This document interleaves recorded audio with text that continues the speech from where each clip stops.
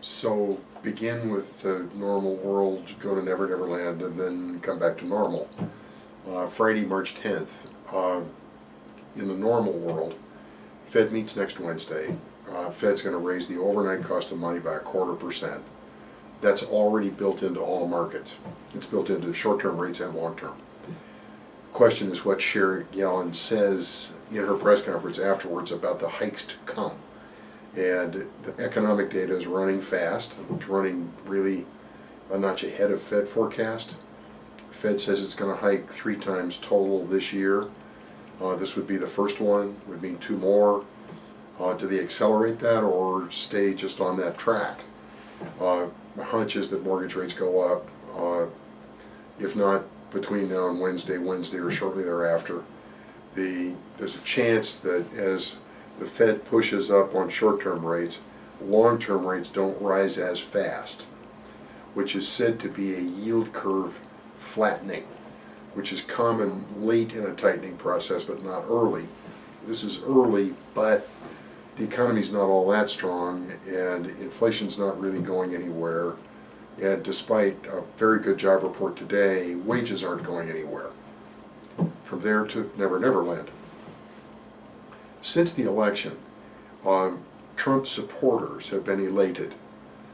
Small business people, other business people, stock market investors. There's been a lot of anxiety outside that group about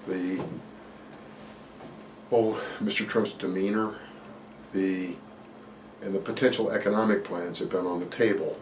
But anxiety has gone from everything from will this man turn out to try to be a dictator of some kind?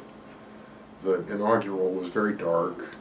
He's spoken in terms of not good political regimes like enemies of the people and America first. But we're now 7 weeks into this, 50 days today, and those risks, no, that's not going to happen. So what about the economic agenda? Obamacare is either going to change or not change, but that doesn't really have any economic impact. It has a lot of economic impact among weak households that are counting on some form of Obamacare, but however it turns out, now it's the new administration's baby, not Obamacare anymore. The other drives were toward tax reform, towards tax cuts, towards economic stimulus, and the way this is playing out, none of that is going to happen. The Trump administration has been so abrasive since its arrival that it hasn't made a new friend since November. And I can't imagine anybody has been converted to not liking him, to liking him, to voting for Hillary now would vote for him. And the current Republican Party and the setup in Congress is a party heavily divided within itself and a minority party not making friends outside of itself.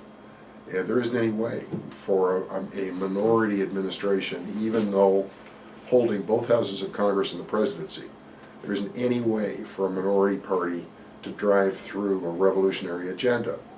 Now, as whacked as this sounds, that's actually good news. We're more comfortable as an economy and markets without radical change. The best news that's appeared, the proposed nominees to be Fed governors are mainstream people. They could have been nominated by any administration. They're in the works now. They're not nominated, but it looks like it, and they're perfectly good choices.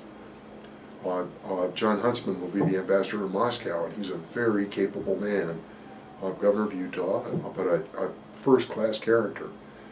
The political types inside the White House are doing damage, but they don't appear to be in charge of the agenda itself. And the advent of good people, that's a good thing. The economic plans themselves are no loss. They were more right-of-center rearrangements than they were genuine benefits to the economy. So, back from Never Never Land to the real world. We're back to basics. We're just going to watch the economy. We're going to watch events overseas, economic events overseas. We're going to worry about things like North Korea and Russia.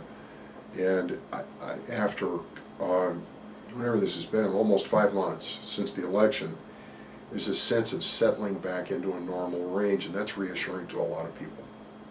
day.